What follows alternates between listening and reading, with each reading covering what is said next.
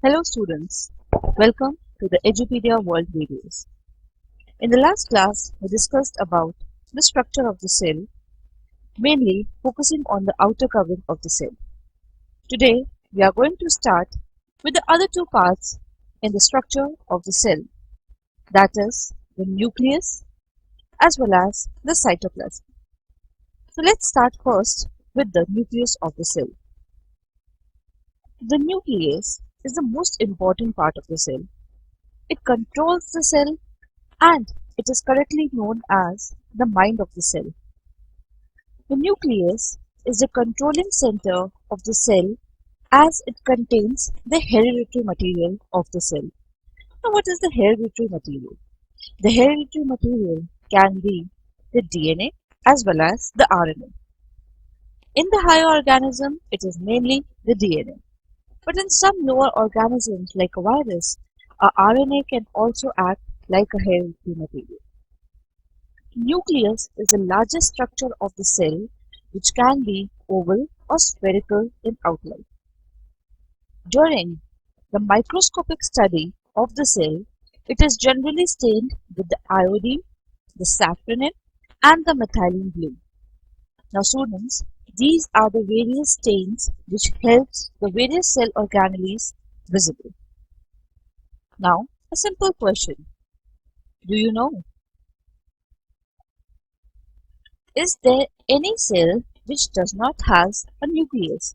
Now can you imagine that nucleus, which is also known as the mind of the cell or the controlling center of the cell? Is there any cell which does not have the nucleus? Yes. The RBC in the mammals and the sieve tubes in the plants, they do not have the nucleus. Now it's a very important question. Why do the RBCs do not have the nucleus? The RBCs have the main function to carry the oxygen from one part of the body to another. Now, if they have the nucleus and the other cell organelles, what will happen? They are going to consume the oxygen. So, to make this transport of oxygen very effective, the RBCs do not have the nucleus. Now, let's see the structure of the nucleus. This is what a nucleus looks like. It mainly comprises of the following part.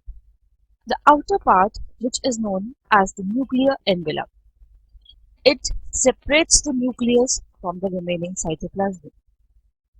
The fluid part inside the nucleus is known as the nucleoplasm. In the center of the nucleus, there is a nucleolus. And the chromatin material, that is the hereditary material which we discussed, is also present in the nucleus. Now let's start with the nuclear envelope. As we told you that it separates the nucleus from the cytoplasm. It is a double membrane covering and it is perforated having the pores. Now these pores are not just the mere openings. They are very complex and they allow only certain substances which are of the utility to the nucleus to enter inside the nucleus. As any harmful substance, if it enters inside the nucleus, it can harm the chromatin material and that can harm the organism. So nucleus is a very important structure, children. So the pores, they make it very clear that which substances are entering inside the nucleus and which substances are moving outside the nucleus. The outer membrane of the nucleus, it is connected with the endoplasmic reticulum.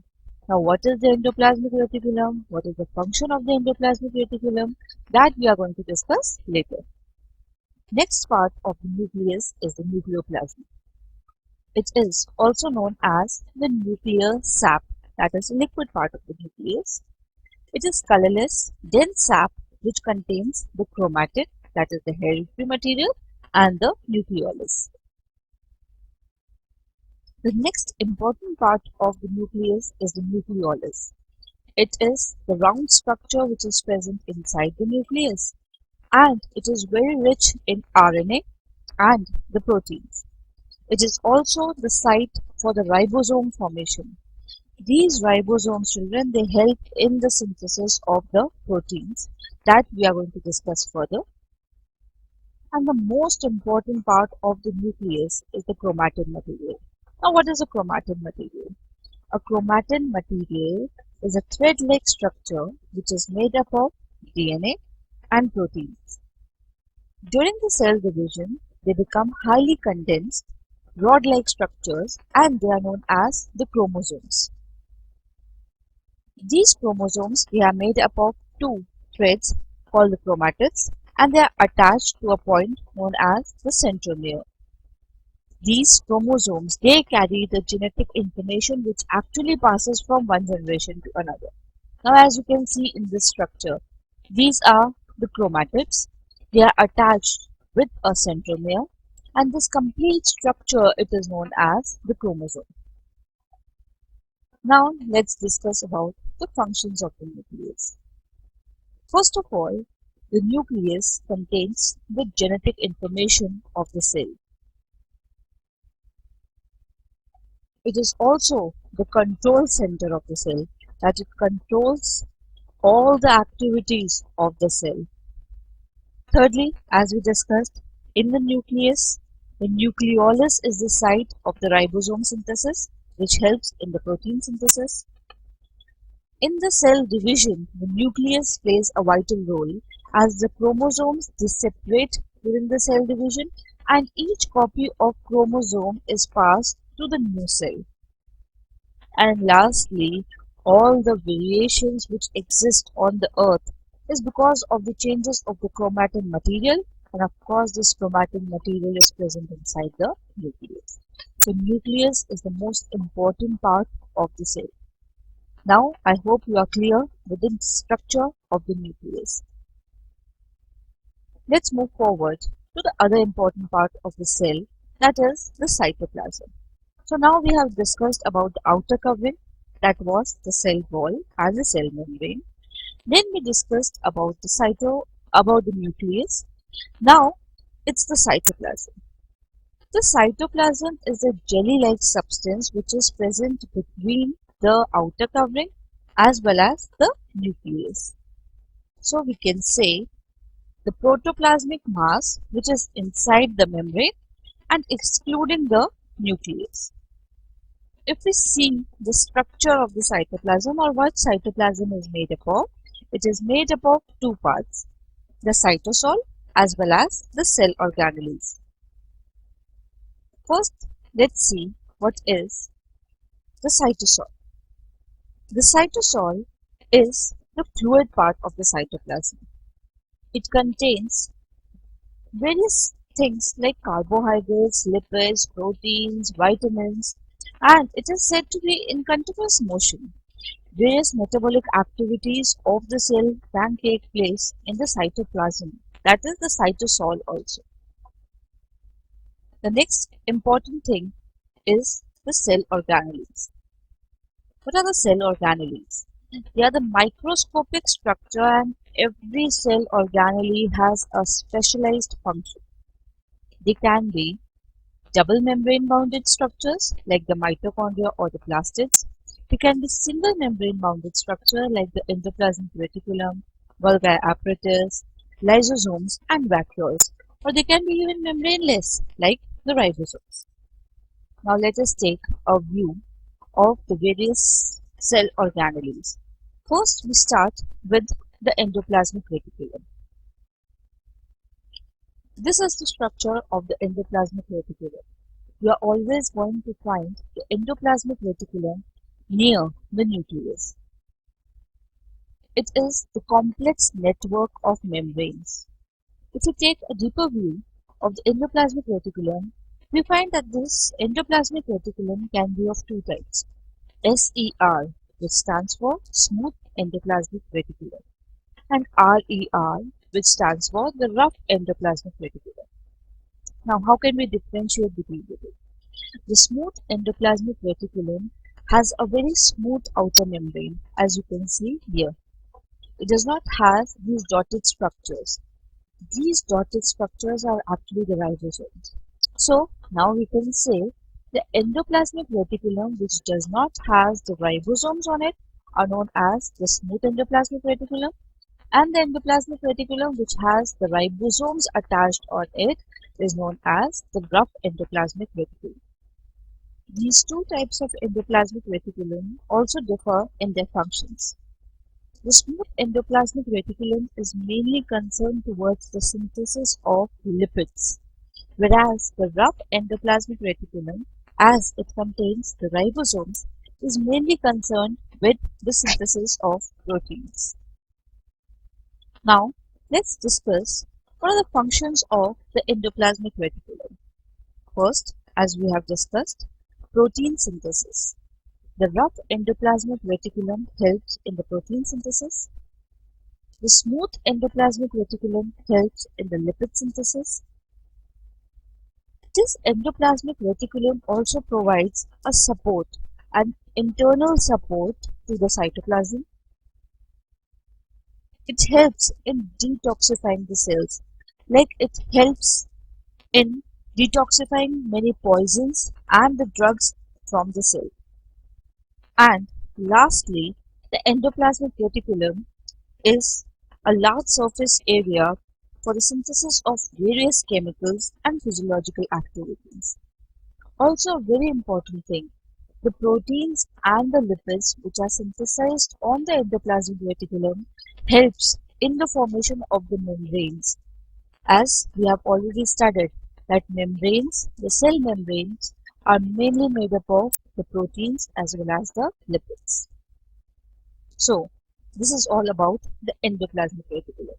So now children, we have discussed about what is a nucleus, what are the various parts of the nucleus, what all things are synthesized in the nucleus, they can come out, and they come out through the endoplasmic reticulum also. The endoplasmic reticulum, which is of two types, the smooth and the rough endoplasmic reticulum, and what are the functions of each of the types of endoplasmic reticulum.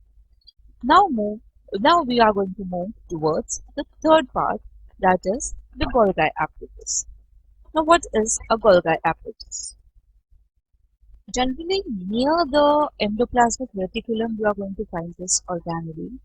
The Golgi apparatus was discovered by an Italian doctor and a neurologist, Camillo Golgi. He got his Nobel Prize in 1906 for the discovery of this apparatus. This apparatus mainly helps in the processing of the things which have been synthesized in the endoplasmic reticulum. If we see the structure, it is an organelle which is membrane-bound sac, tubules and vesicles. It is a complex membrane structure actually, and it is found in all the eukaryotic cell except the RBCs of the mammals. Generally, it receives the vesicles from the cis phase. Now, what is the cis phase? This part. It is known as the cis phase. Generally, it receives the vesicles from the cis phase from the endoplasmic reticulum. It does the modification and then it moves out from the trans phase. Now, let's discuss what are the functions of the Golgi apparatus. First of all, the Golgi apparatus helps in the repair as well as the synthesis of the cell membrane.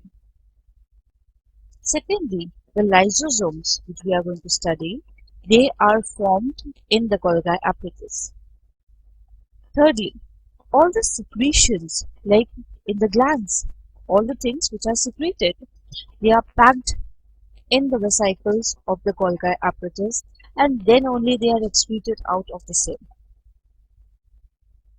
The components of the cell wall, except the cellulose, are synthesized by the Golgi apparatus. And lastly, all the complex and special type of sugars like galactose, they are made up of in the Golgi apparatus. Now, the next important cell organelle is the lysosome. This word lysosome is made up of two words, lysis, which means to digest or to break down, soma, which means the body. The lysosome is a single membrane digestive bag which helps in the waste disposal. Now, what is a waste for the cell? All the cell organelles, or the parts of the cell which have died, and even in some cases, if the cell dies, it is digested by the lysosome. So, because of their ability to kill and digest the cellular compartments or the components, it is also known as the suicidal bags of the cell. Now, what are the functions of the lysosomes? First of all, it helps in the defense. Now, they help in the destruction of the foreign particles which tries to enter into the cell. So, they are providing the defense to the cell. Secondly, they help in the intracellular digestion of the food particles. Not intercellular, that is among the cell, but inside the cell. Whatever food particles that enters inside the cell, they are digested with the help of the lysosomes. They also help in the cleansing of the cells. That is why they are known as the cellular scavengers. And lastly, a most important function is the metamorphosis. That during the metamorphosis, the larval organs, some of the organs which are not present in the adult, they are digested by the lysosomes. This provides the raw materials for the formation of the adult organs. Now, going forward to another important cell organelle, that is the mitochondria. This is typical structure of the mitochondria. Mitochondria is also known as the powerhouse of the cell. So children, in your city, what the powerhouse does? Yes, it provides the energy in the form of electricity. Same is the function of the mitochondria. It provides the energy for the functioning of the cell. It helps in the synthesis of the ATP. This ATP is known as the currency of the cell. What is the currency? That like rupee is the currency. This you spend whenever you have certain needs. Similarly, ATP is the stored form of energy, which is synthesized by the mitochondria. The next very important feature of this mitochondria is that it is semi-autonomous. The mitochondria is one cell organelle which has its own DNA and it can synthesize some of its own proteins. Now, I told you it helps the synthesis of ATP. Do you know what is the full form of ATP? Yes, it is adenosine triphosphate. And this particular currency of energy is very important in all the metabolic activities of the cell. Since mitochondria is such an important cell organelle, let's have a brief overview about the structure of the mitochondria. This is the complete structure of the mitochondria. It is a double membrane structure, as we have already discussed. The outer membrane is smooth, but the inner membrane is folded into the finger-like structures which are known as the twisted. The twisted has special structures which are known as the ATP synthase. These ATP synthase, they help in the synthesis of the ATP. So, what are the functions of the mitochondria? First of all, the mitochondria help in the aerobic respiration. They are the sites where the aerobic respiration is a part of respiration. Secondly, it provides the energy in the form of ATP, which is very vital for cell activity. And lastly, it helps in the synthesis of intermediates, which are required for the synthesis of various chemicals like fatty acids, amino acids, chlorophylls. And the next cell organelle which we are going to discuss is the plastids. These cell organelles are mainly found in the plant cell, not in the animal cell.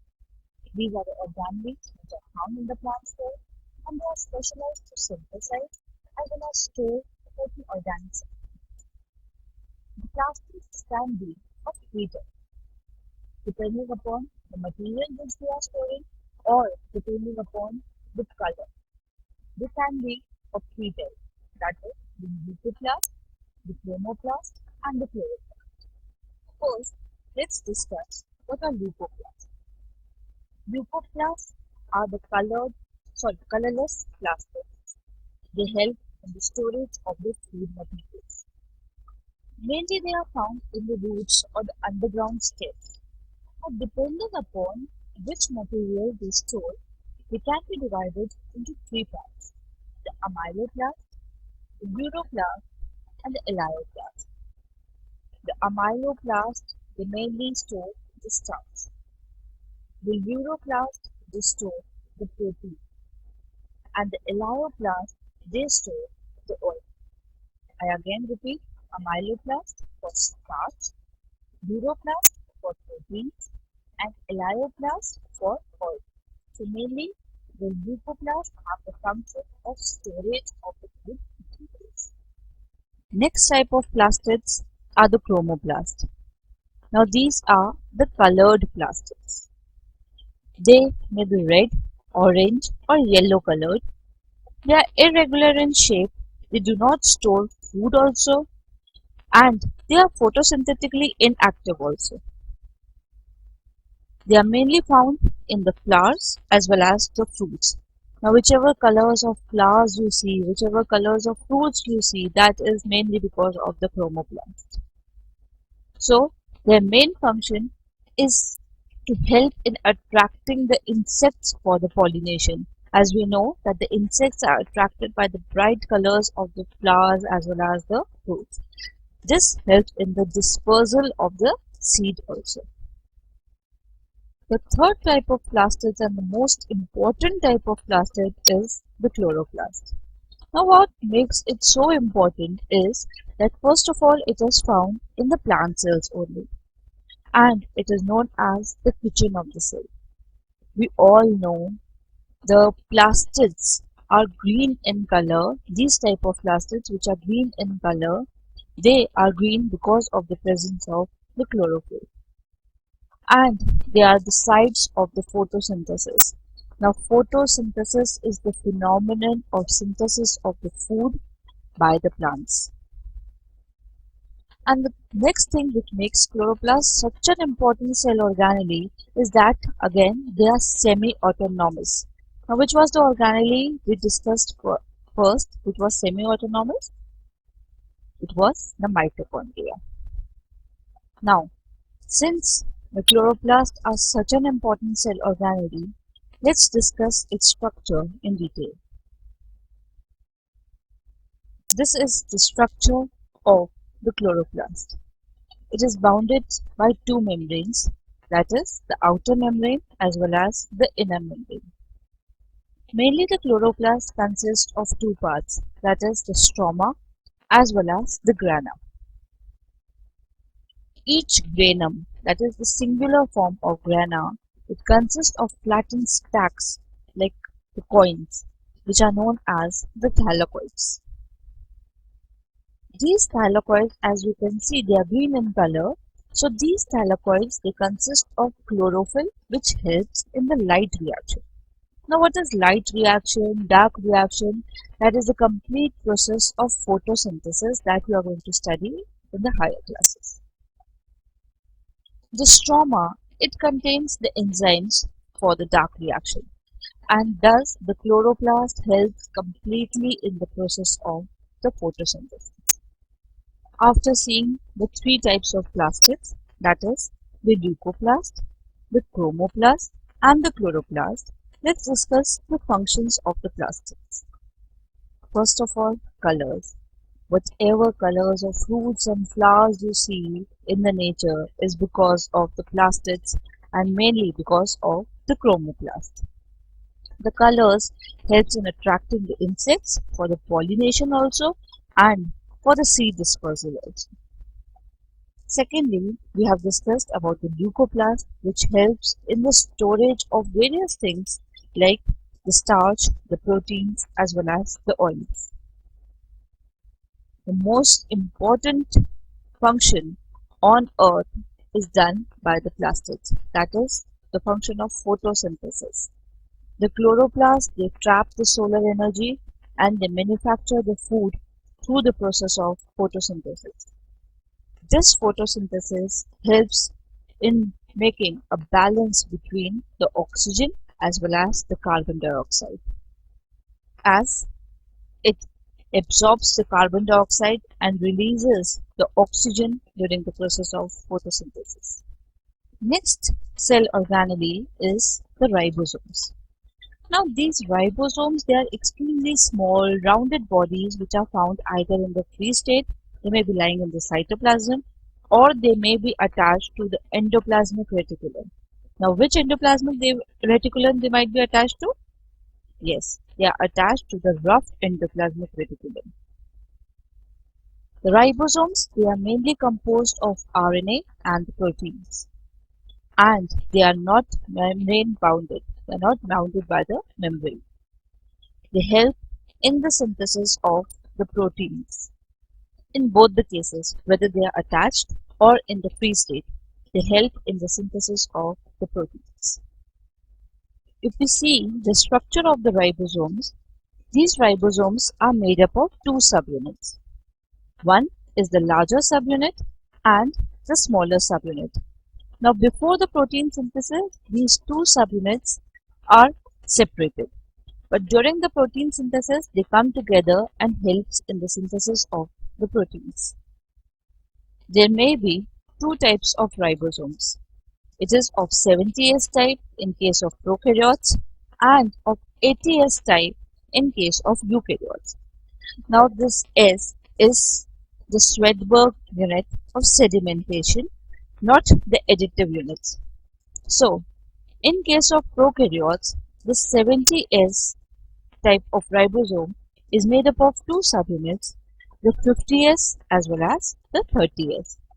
Whereas in case of eukaryotes, the 80S type is made up of two subunits, that is the 60S as well as of the 40S type. So after the ribosomes, the next important cell organelle is the centrosome. Now what is a centrosome? It is a small naked organelle which is present near the nucleus. It is made up of two centrioles, and each centriole is made up of 9 horizontal fibrils.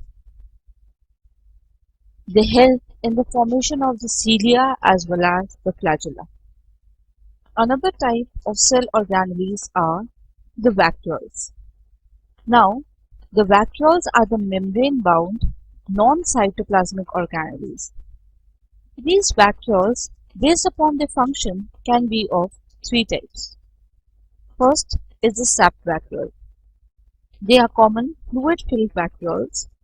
Now, in case of the young plants, they are quite small. But in case of mature plants, they are quite big in size. The covering membrane of the sap vacuole is known as the tonoplast, and the fluid of this sap vacuole is known as the cell sap. Next type of the vacuole is the food vacuoles. This type of vacuole is mainly found in amoeba. It contains the ingested food particles and the lysosomes also. The digestion occurs in the food vacuoles. So it is mainly concerned with the digestion and the storing of the food materials. Last type of vacuole is the contractile vacuole. This type of vacuole, it occurs in some unicellular organisms, again like amoeba, paramecium or chlamydomonas also. Their work is to collect the liquid from the cell, swell and then burst open. So they are playing a very important role in the osmoregulation also as well as the excretion also. So the various functions of the vacuoles are: first, osmoregulation and excretion. The contractile vacuoles, they mainly have a role in the osmoregulation as well as the excretion. Second is the storage. The vacuoles, they store a number of substances like salts, sugars, amino acids, organic acids, even some kind of proteins also. Next is the cellular waste. The vacuoles, they function as the dump house of the waste products in the plant cells. The next function is the food vacuoles. They help in the formation of the food vacuoles, and they occur in many of the organelles, in many of the organisms. So they help in the process of digestion as well as the excretion. The turgidity of the cell and the rigidity of the cell, that is the shape of the cell, is because of the vacuoles. And lastly, it helps in the absorption also. The sap vacuoles mainly helps to maintain the osmotic concentration required for the absorption of the water. So after discussing about the various cell organelles, their functions, their structure, let's have some tips and traps. The smallest cell organelle is the ribosomes. They do not have a membrane also. The largest cell organelle in case of plants is the plastids. The largest cell organelle in case of animals is the mitochondria. The membrane of the vacuole is known as the tonoplast. Viruses are the organisms which are neither prokaryotic nor eukaryotic. Outside the organism, outside the host, they behave as a non-living thing. Once they enter inside the host, they behave like a living thing. Mitochondria and chloroplasts, they can replicate themselves, that is, they are semi-autonomous. So students, that was all about the structure of the cell. We have discussed about the outer covering, we have discussed about the cell organelles. Next class, we are going to start with the tissues, the plant tissues, as well as then we are going to continue with the animal tissues also. Thank you.